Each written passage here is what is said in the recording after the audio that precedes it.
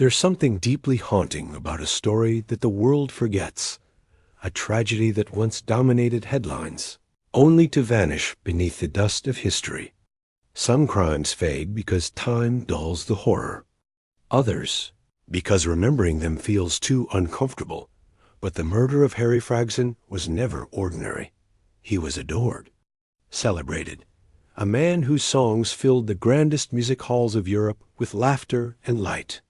And yet, one cold December night in 1913, that light was brutally extinguished in his own home by someone he trusted. The public gasped, the press went wild, and then silence, as if the entire city agreed to forget. But when you look closer, the story refuses to stay buried. A father consumed by jealousy, a son on the edge of fame, a single gunshot echoing through time. How did a beloved performer become the center of one of London's strangest and most tragic crimes? Why was the investigation wrapped up so swiftly, so neatly, when the truth beneath it still feels crooked? Tonight, we return to Edwardian London, a world of charm and shadow, elegance and madness, to uncover the mystery that time tried to erase. This is the chilling and forgotten case of Harry Fragson, a man whose death was as dramatic as the songs he once sang, and whose story still refuses to fade. Before his life came to a tragic and abrupt end, Harry Fragson was a man who lived for the stage. He wasn't just a performer. He was the performer of his time. To know Harry was to know charisma, charm, and the kind of electric presence that could light up a theater without even a spotlight. Born Leon Philippe Pott on July 2, 1869, in London, Harry Fragson was the son of a French father and an English mother, a blend that would later shape both his voice and his career. He spent his formative years moving between France and England, absorbing not just languages, but cultures, attitudes, and crucially, the rhythm of performance. From an early age, it was clear that Harry wasn't meant for ordinary life. While many of his peers pursued trades or fell into family expectations, Harry gravitated toward song. He had a natural gift, not just in music, but in timing. Comedy came effortlessly to him. Parody, mimicry, even character impressions. They were all part of his growing arsenal.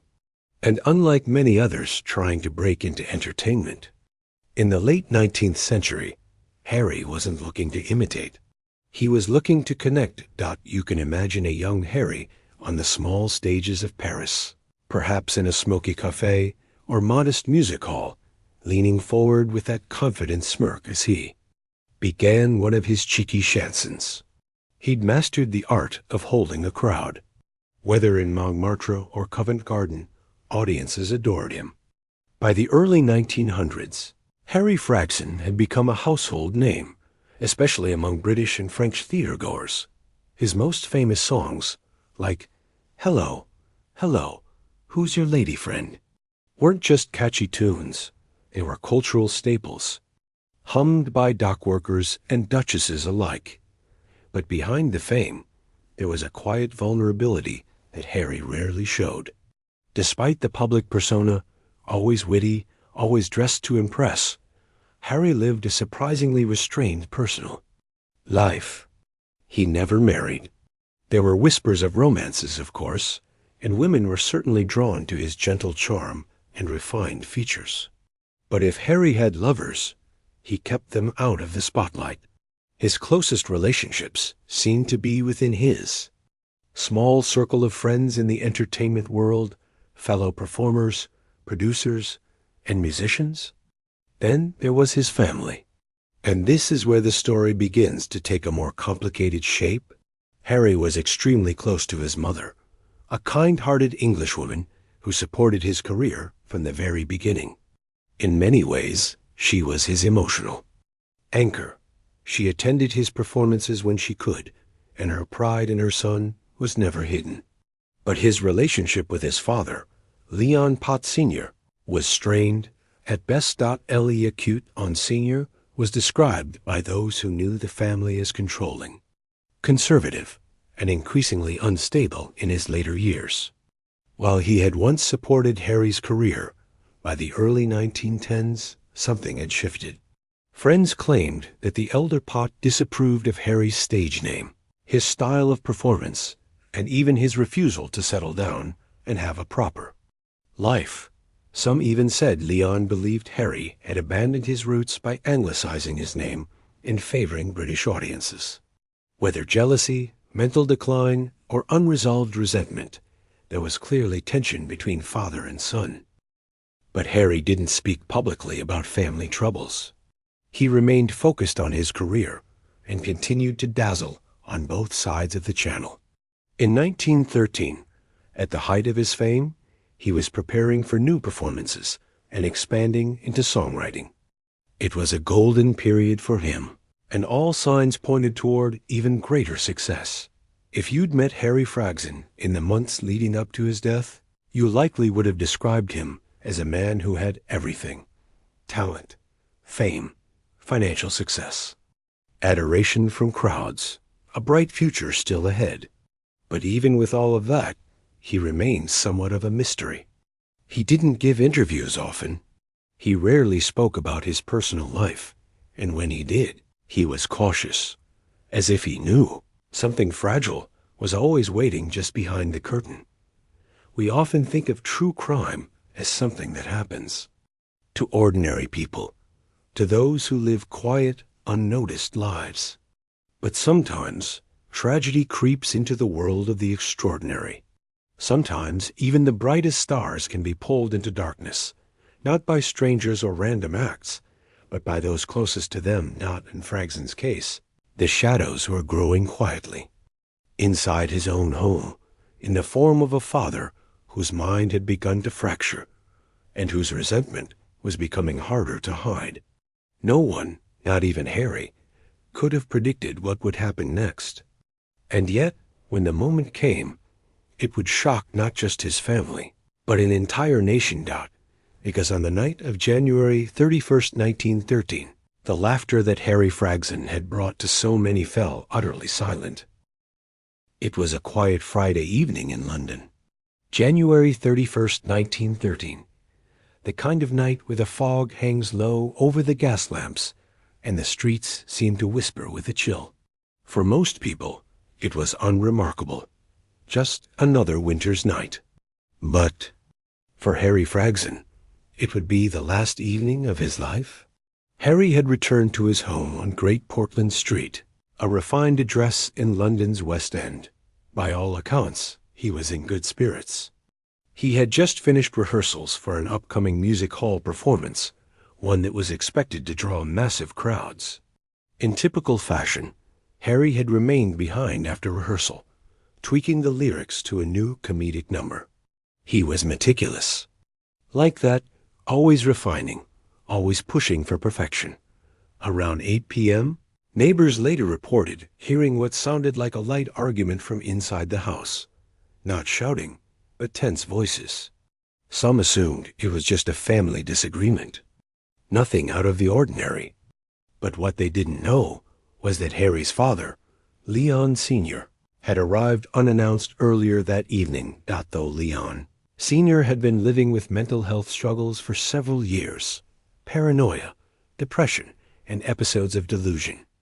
According to family friends, Harry still allowed him into his life, but the relationship had been growing more volatile. Witnesses later claimed that in the weeks leading up to the incident, Leon Sr. had been making erratic statements, accusing Harry of stealing from the family, of corrupting English society, and even of betraying his French heritage. It wasn't just irrational. It was dangerous. Shortly after 9 p.m., Harry and his father were reportedly sitting in the drawing room.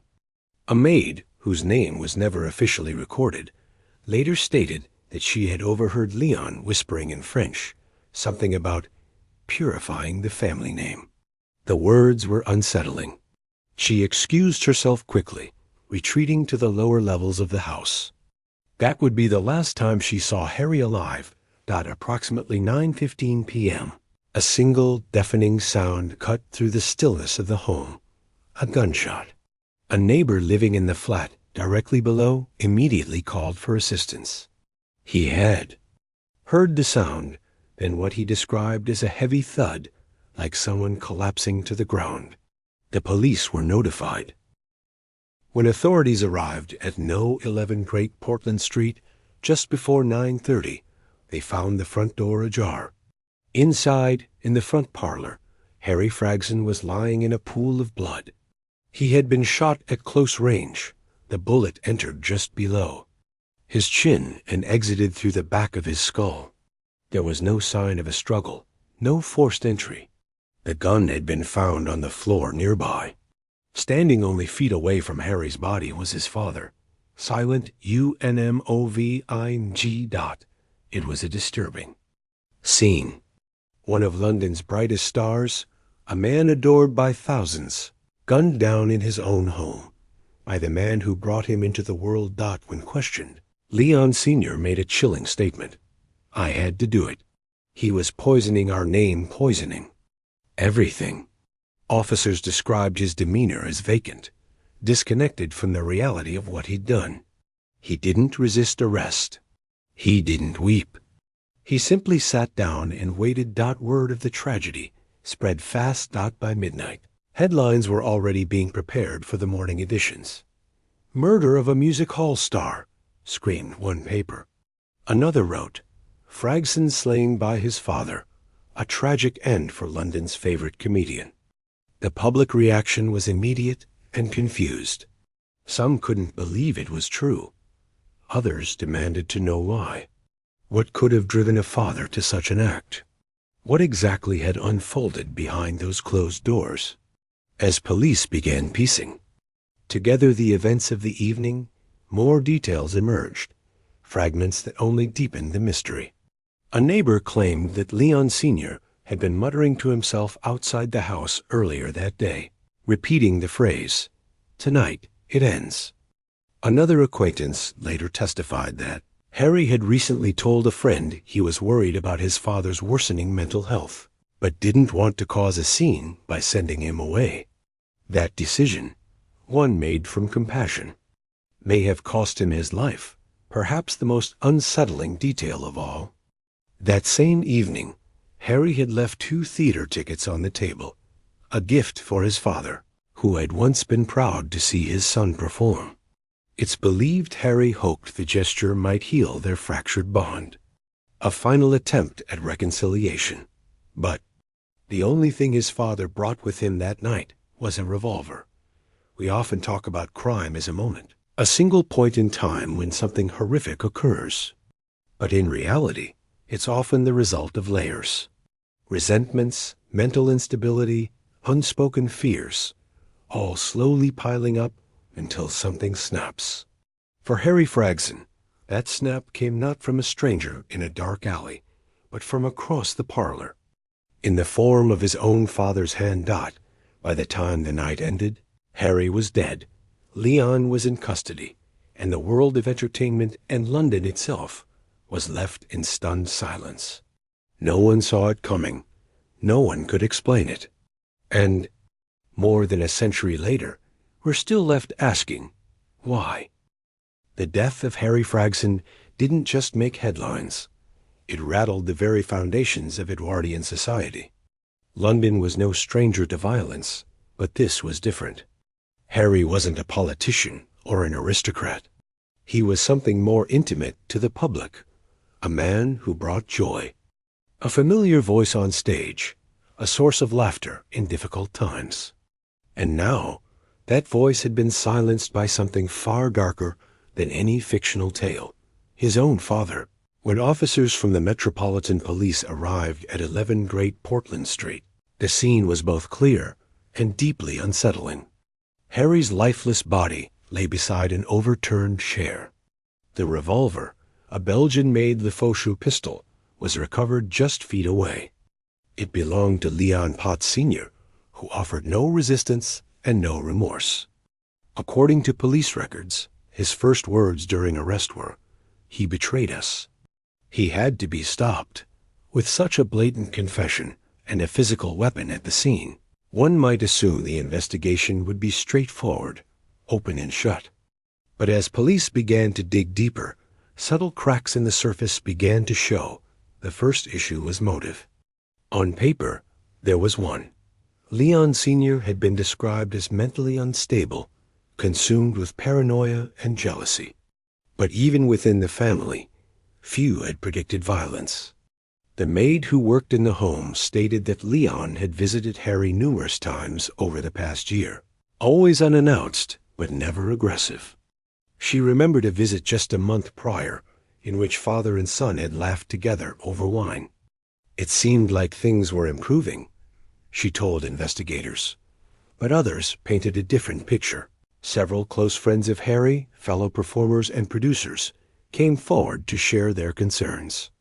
One, a stage manager at the Oxford Music Hall, reported that Harry had been visibly shaken after a visit from his father weeks before the murder. According to him, Harry said, "My father thinks I'm possessed by the English. He says I've forgotten where I come from." Another friend, composer Alfred Lester, claimed Harry had recently started locking his bedroom door at night, something he never used to do. There was fear there, Lester said.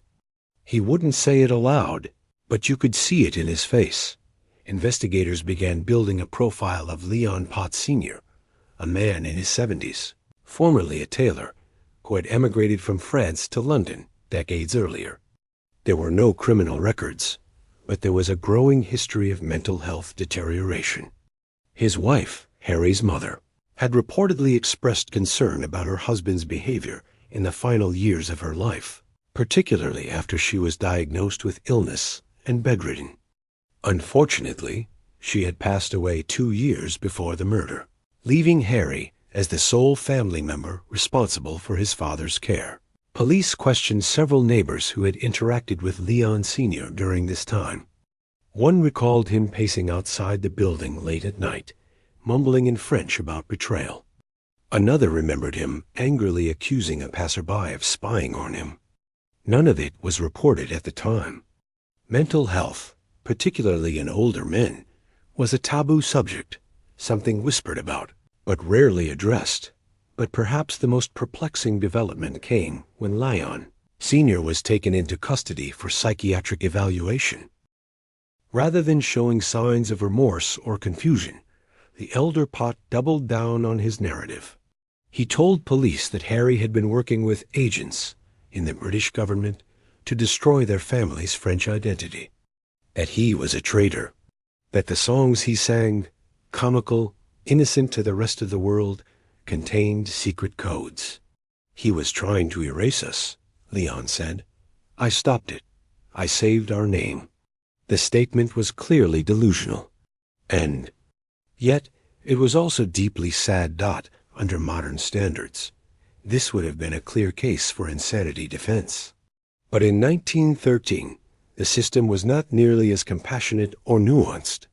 Leon was charged with murder and scheduled for trial at Old Bailey, the central criminal court of England and Wales. The media frenzy was immediate. The newspapers capitalized on every dramatic detail. The Daily Mirror ran a headline, "Killed by kin, a star dimmed by madness." The Times called it a tragedy of fame and family. While the British press focused on Fragson's stardom and the emotional drama, American outlets picked up the story for its sheer strangeness. Fragson had performed in the U.S. before, mostly in New York, and was known among East Coast theatergoers.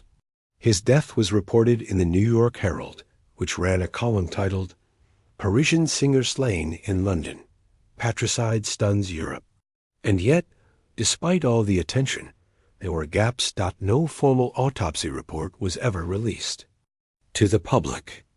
While ballistic evidence confirmed that the bullet matched Leon's pistol, there were whispers that another round had been fired earlier and missed. A neighbor swore she heard 2 distinct pops, spaced seconds apart, not one. But no second bullet was ever recovered. Was this a minor inconsistency? A matter of acoustics and timing? Or had someone cleaned up the scene before police arrived? The police dismissed the claim as unfounded, but the neighbor, A retired teacher named Evelyn Marsh maintained her account for years afterward. "I know what I heard," she told reporters in 1915. "I don't know why they wouldn't listen." There were also quiet rumors about a letter, a torn scrap of paper found near Harry's writing desk. Investigators reportedly confiscated it during the initial search of the property, but it was never logged in the official case file. One officer, speaking anonymously to the press, claimed the note contained a plea for peace, a final attempt by Harry to reconcile with his father. If true, it would have cast the crime in an even more tragic light. But without that letter, speculation remained just that dot. No other suspects were ever seriously considered. But even so, some in the theater world questioned whether Leon had been pushed toward his actions by outside manipulation, a theory that never gained traction, but persisted in fringe circles.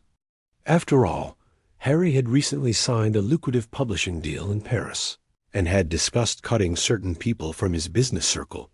Jealousy, money, contracts, all the usual ingredients.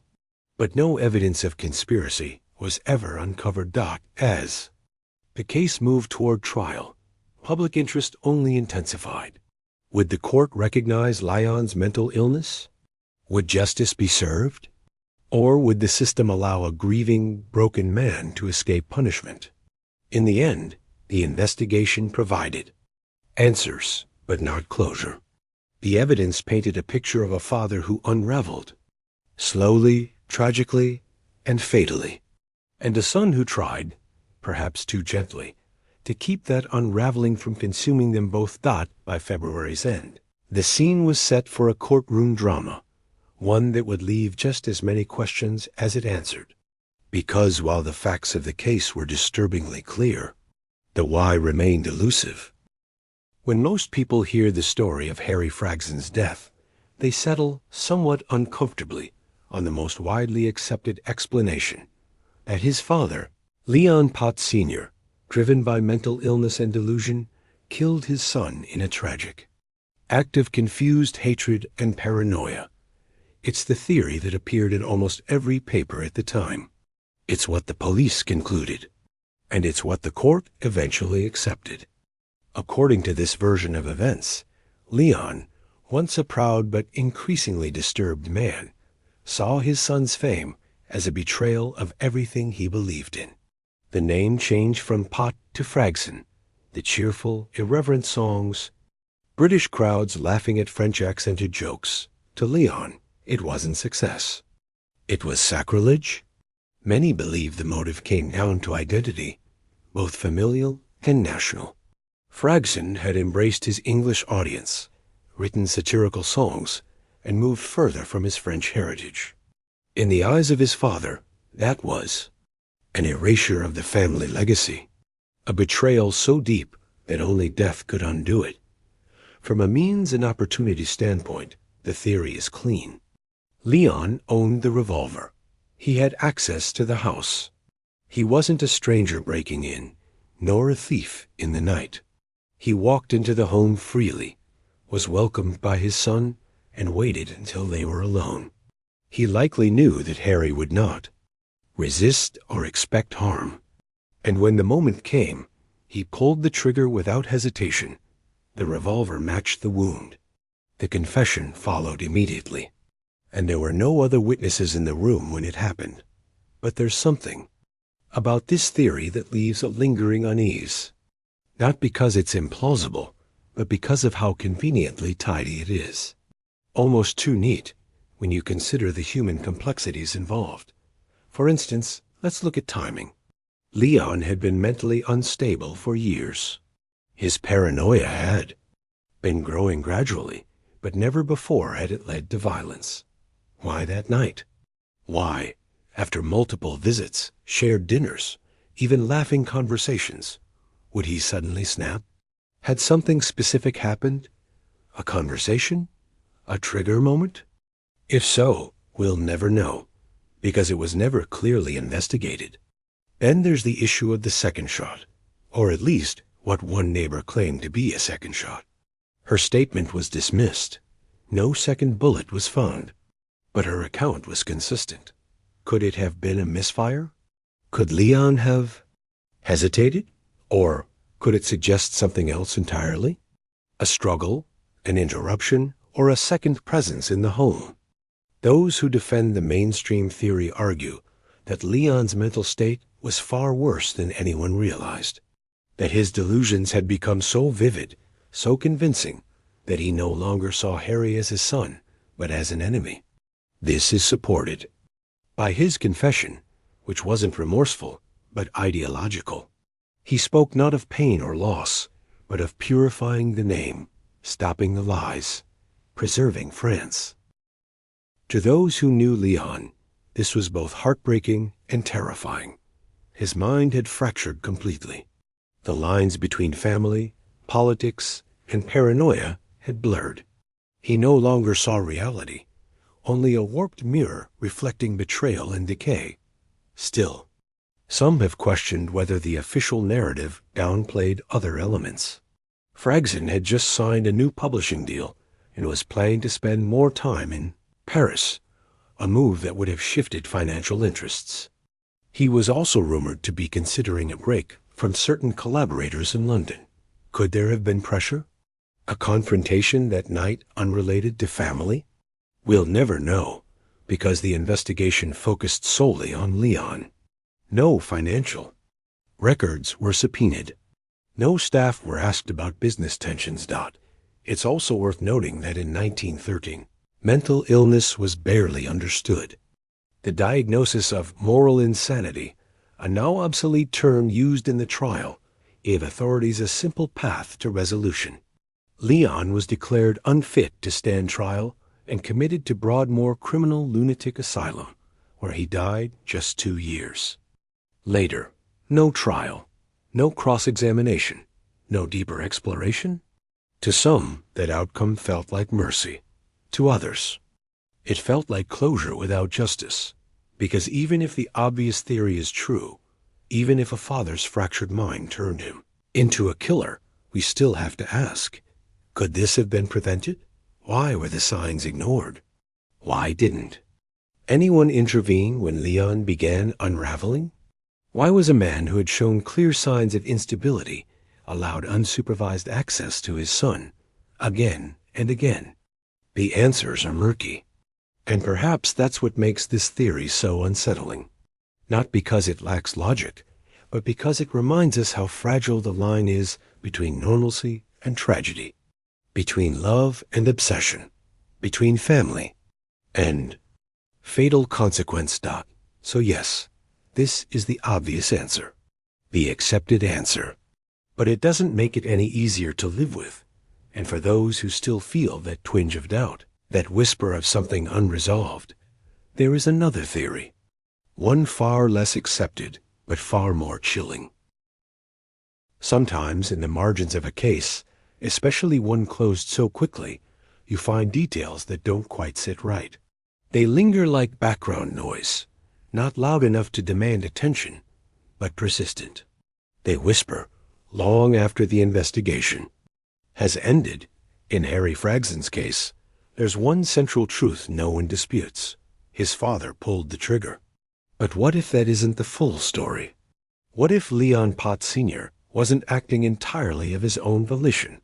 Or worse, what if someone else helped shape the conditions that made murder possible? It's hard not to wonder, especially when you begin looking at the timing. In the months leading up to his death, Harry had been involved in several sensitive business transitions, including a high-profile move to split with certain French music publishers who had managed his rights abroad.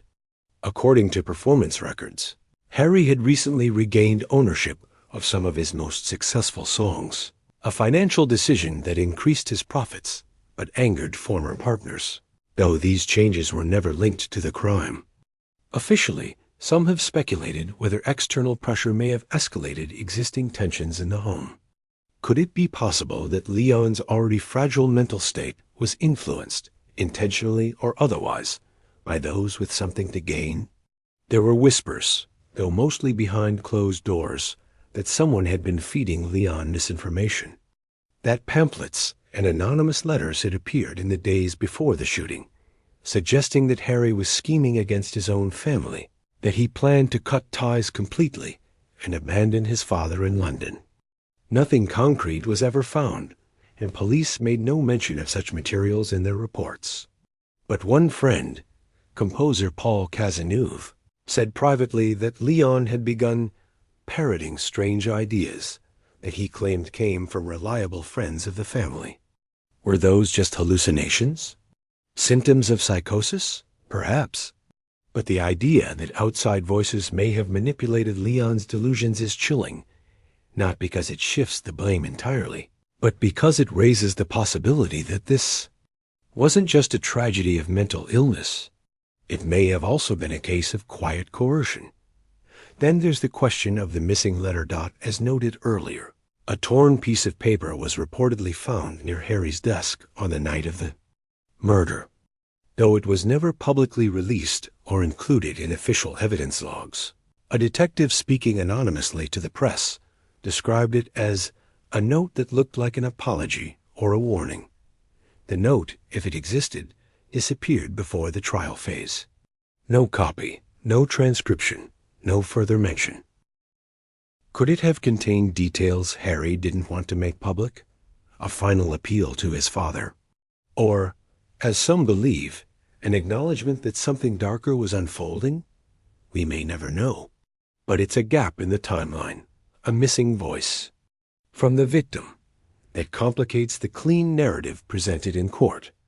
And then there's the shot itself. While the official record states that one bullet was fired, a neighbor, Evelyn Marsh, insisted she heard two distinct gunshots, seconds apart. Her testimony was brushed aside. Police believed she may have misheard, confused by echoes. But Evelyn stood by her account until her death. "I heard it clearly," she said in a 1915 interview. "One shot, then silence. Then another.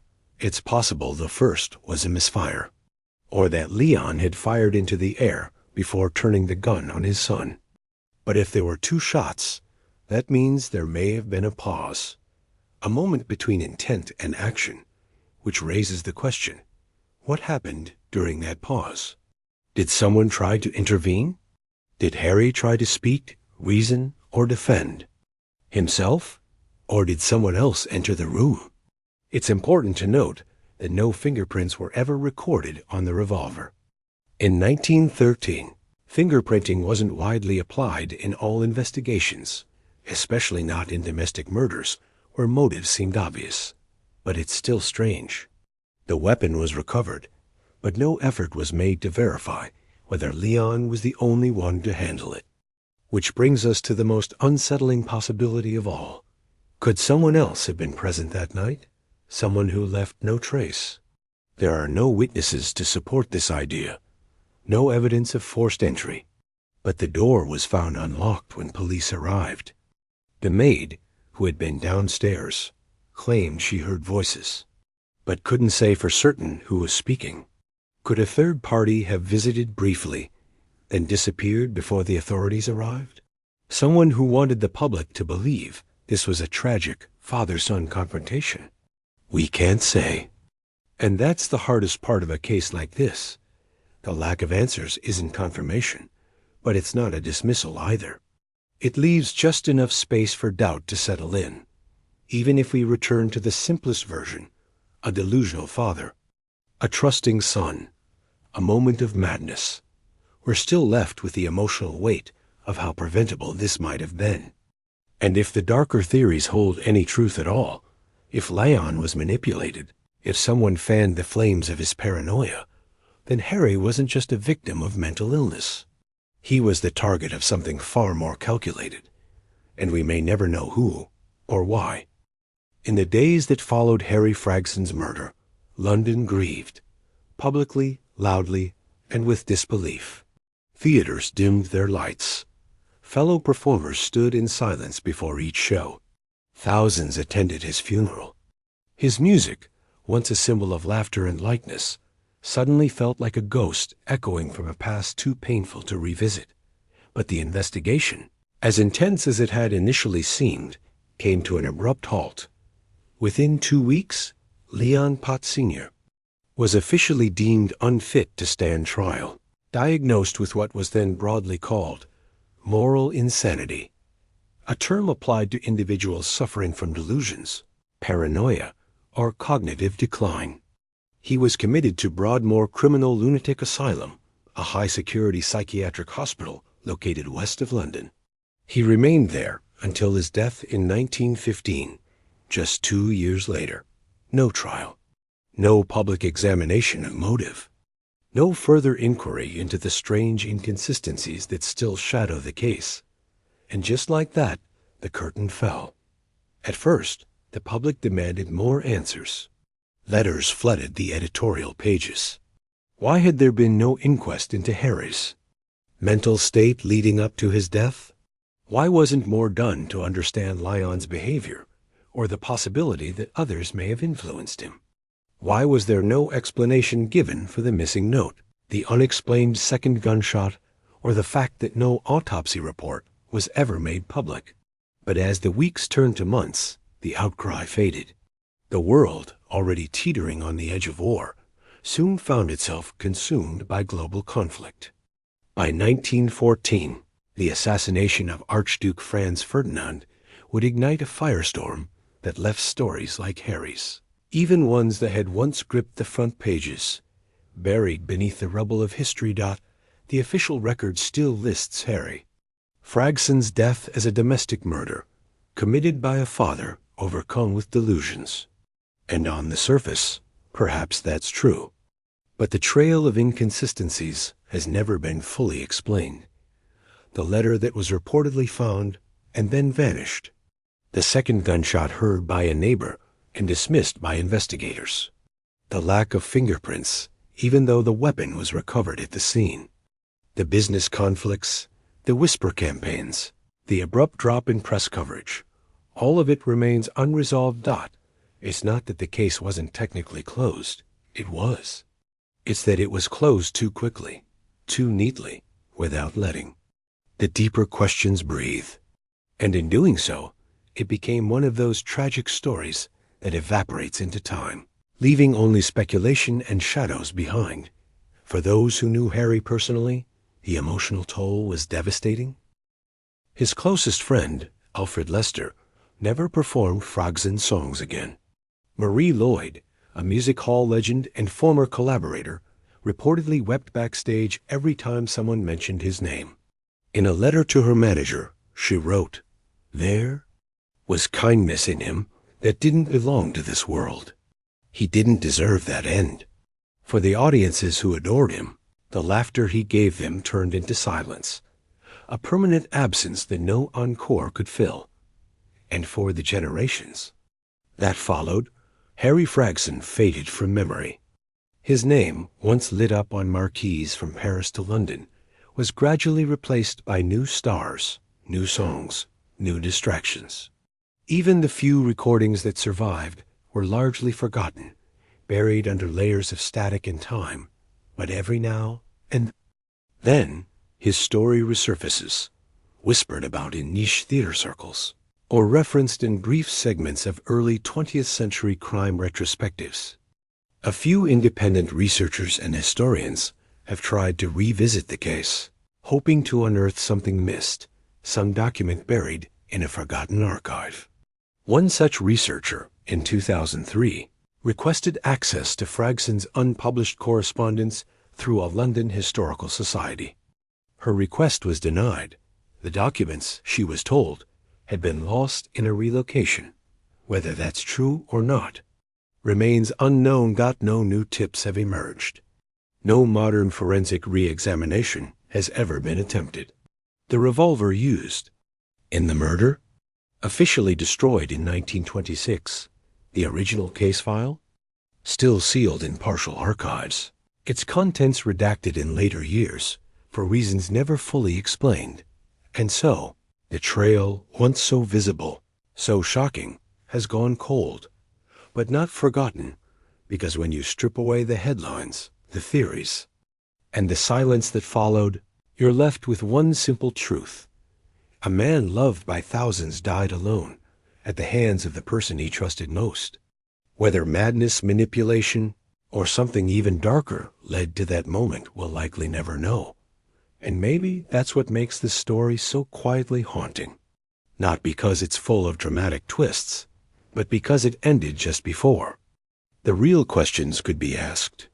Like a play with no final act, a mystery with no conclusion. A voice that once filled crowded halls, now lost in the hush of history. But if you listen closely, you can still hear it, faint, distant, echoing, from a time long gone. When we think about tragedy, it's easy to get caught up in the mystery, the questions, the motives, the theories. But behind every unsolved case, there's a life that was interrupted. A person who laughed, who loved, who created beauty in the world, and whose story was never given the ending it deserved. Harry Fragson wasn't just a victim. He was a pioneer in entertainment, a man who made people smile during a time when the world felt cold and gray. He blended cultures through music. He defied conventions with grace and subtle rebellion. And most of all, he gave people something to hold on to, a moment of light in the dark. But even light has shadows.